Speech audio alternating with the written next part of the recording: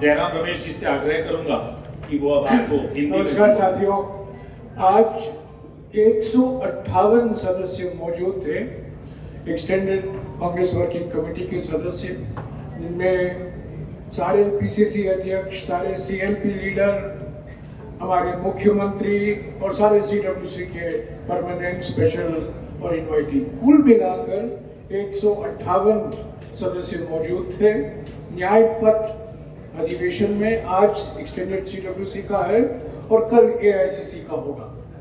जैसे कि अभी वेणुगोपाल जी ने आपको जानकारी दी है, आज एक विशेष प्रस्ताव सरदार वल्लभ भाई पटेल को लेकर उस पर चर्चा हुई और वो पारित हुआ और उसकी कॉपी अभी आपको 1-2 मिनट में मिल जाएगी। इसके अलावा कल जो 2 प्रस्ताव पर चर्चा होने वाले हैं, एक राष्ट्रीय मुद्दों पर और दूसरा गुजरात को लेकर जो राजनीतिक स्थिति है उस विषय पर एक प्रस्ताव, दोनों प्रस्तावों पर यहाँ चर्चा हुई, वो पारित भी हुआ और कल उस पर विस्तार से एआईसीसी में बहस होगी और उसके बाद वो भी पारित होगा। इसके अलावा आज जो अभी वेणुगोपाल जी ने कहा, हमारे 140 साल के इतिहास में छठी बार हम गुजरात में मिल रहे हैं। भारतीय राष्ट्रीय कांग्रेस की बैठक छठी बार गुजरात में हो रहा है और तीसरी बार हम अहमदाबाद में मिल रहे हैं। आज की बैठक का विशेष महत्व ये है कि जब हम 150वीं जन्म जयंती मना रहे हैं सरदार वल्लभ भाई पटेल जी का, हमारा यहाँ सरदार वल्लभ भाई पटेल स्मारक में एक्सटेंडेड सीडब्ल्यूसी मीटिंग का बैठक करवाना मैं समझता हूँ एक हमारा फर्ज बनता था और हमारा कर्तव्य था और एक देश के राजनीति के लिए भी हम संदेशा दे रहे थे। इस किताब को लेकर, भारत के संविधान को लेकर, जो हमारे संविधान के प्रस्तावना में पहली ही लाइन पर जो लिखा गया है, सामाजिक, आर्थिक और राजनीतिक न्याय, इसी को लेकर कांग्रेस अध्यक्ष जी, राहुल गांधी जी और सभी सदस्यों ने बात की और कल के प्रस्ताव में यह प्रतिबिंबित होगा कि क्या कांग्रेस पार्टी की क्या एजेंडा है सामाजिक न्याय को लेकर, राजनीतिक न्याय को लेकर और आर्थिक न्याय को लेकर। इस पर विस्तार से हमारे प्रस्ताव में चर्चा होगी और कल इस पर एआईसीसी बैठक में भी लोग इस पर अपनी राय देंगे। तो आज मैं और ज़्यादा कुछ नहीं कहूँगा, पर यही कहूँगा कि एक्सटेंडेड वर्किंग कमेटी और एआईसीसी का बैठक गुजरात में होना ही एक महत्वपूर्ण और प्रभावशाली संदेशा है। लोग मुझे पूछते रहते हैं, आप गुजरात, इसकी क्या विशेषता है?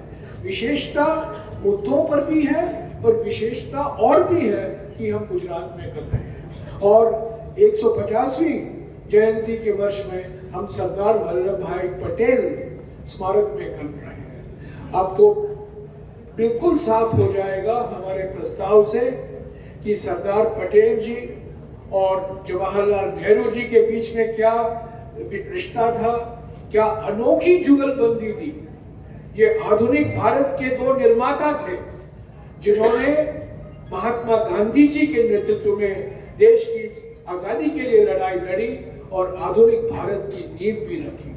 और जो लोग ये कहते हैं कि सरदार पटेल और जवाहरलाल नेहरू जी के बीच में कोई रिश्ता नहीं था, बिगड़ गया था, ये बिल्कुल असत्य बोल रहे हैं, झूठ बोल रहे हैं, मिथ्या फैला रहे हैं, ये बिल्कुल गलत प्रोपेगेंडा कर रहे हैं। और हकीकत ये है कि संविधान के बनाने में, आधुनिक भारत के नींव रखने में और स्वतंत्रता संग्राम में भी गांधी जी के नेतृत्व में पंडित जवाहरलाल नेहरू और सरदार वल्लभ भाई पटेल का एक अनोखा रिश्ता था और ये जुगलबंदी हमारे देश के लिए बहुत फायदेमंद निकला। आखिर में यही कहूँगा कि प्रस्ताव में भी इसका जिक्र है कि जो लोग अपने आप को सरदार पटेल का नाम लेते हैं बार बार, सरदार पटेल तो हमारे किसान उनकी शुरुआत तो किसान आंदोलन से शुरू हुआ था।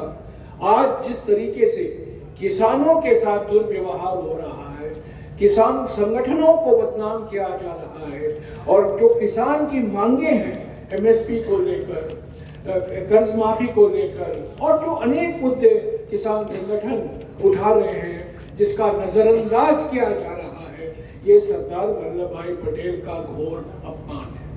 शुक्रिया।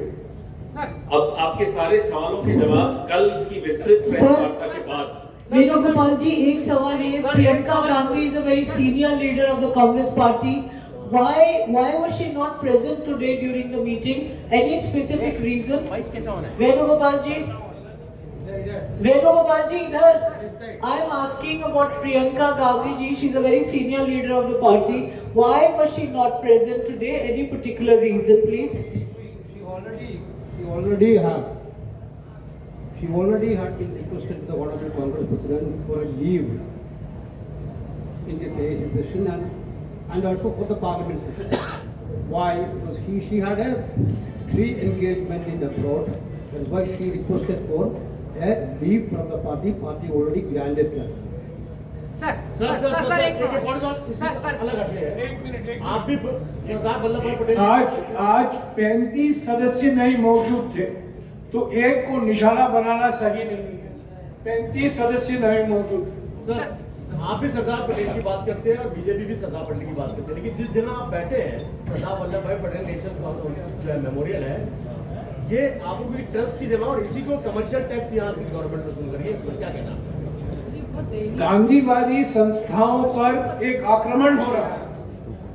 या साबरमती ट्रस्ट देखिए, या वाराणसी में गांधीवादी संस्थाएं हैं। देश के अनेक जो गांधीवादी संस्थाएं हैं, उन पर आक्रमण हो रहा है, उन पर हमला हो रहा है। ये महात्मा गांधी का नाम लेते हैं पर गांधी का बदनाम करते हैं।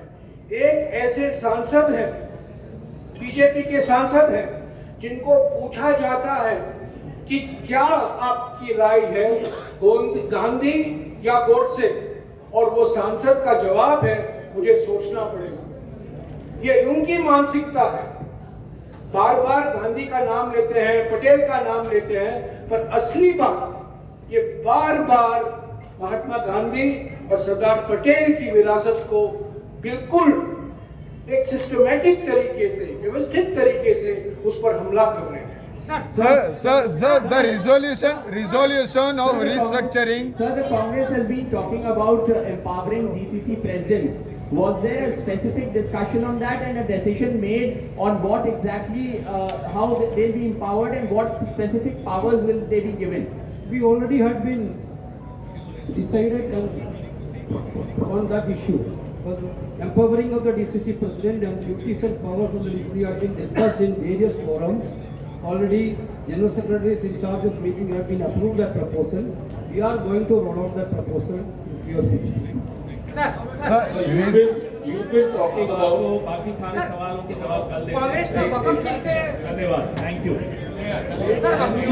Venu ji, just one question.